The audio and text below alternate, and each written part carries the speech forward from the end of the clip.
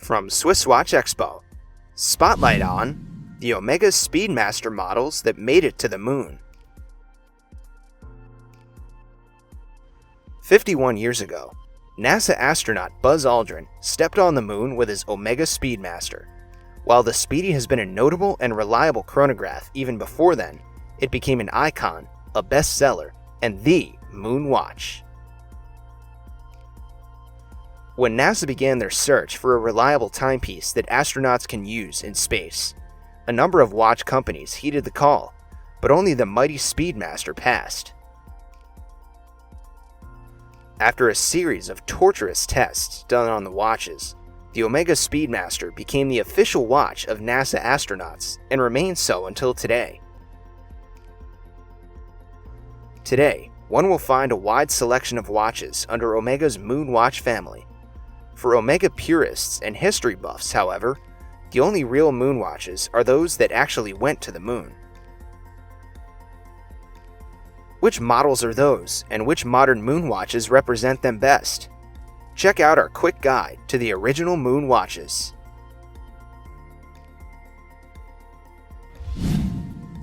The Omega Speedmaster reference 105003 was the very reference that was qualified by NASA in 1964 and eventually approved on March 1, 1965. It's noted for being the last of the pre-Moonwatch models, with a slim profile, straight lugs, .over-90 bezel, a step dial, as well as the absence of guards for the crown and chronograph pushers. This model is also named after astronaut Ed White. He was wearing it when he became the first American to conduct a spacewalk in 1965.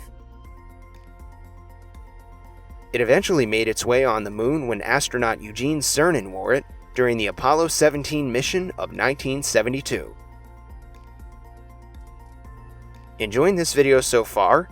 Subscribe to our channel and get updates on new videos.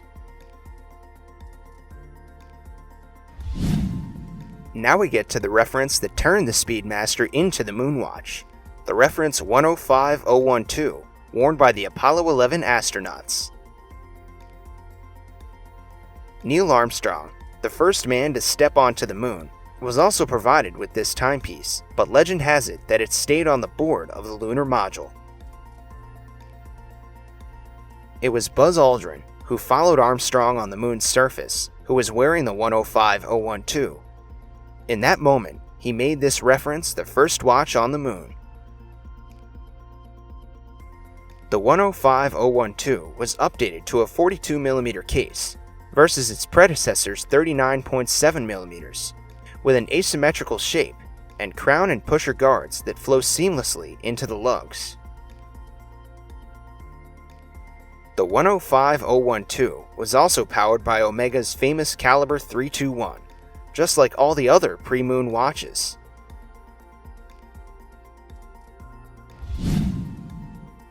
The reference 145012 was produced in 1967 and 1968, making it a pre-moon watch.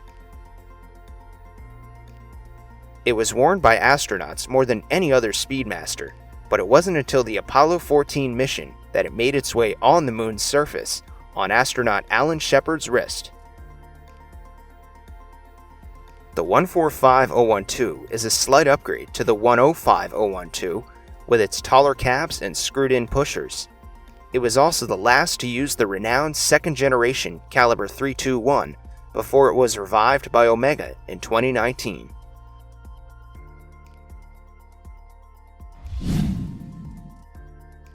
One of the questions we often get asked is, which of the modern Omega Speedmasters is the closest to the original Moonwatch? Understandably, some clients prefer to wear a newer Moonwatch, but with the features of the original Moonwatches that we just mentioned. Simply put, here's what to look for. The Moonwatch, per definition, is a hand-wound watch with a Hesalite or plexiglass crystal and a stainless steel case back. Or, one can also follow the succession of models in the Moonwatch line to get a direct descendant of the original Moonwatch. The current 311 model, released in 2014, can be considered today's modern Moonwatch.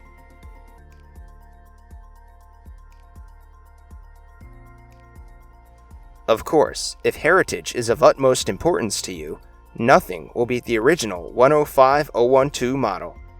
Rest assured, however, that its descendants are considered Moonwatches as well.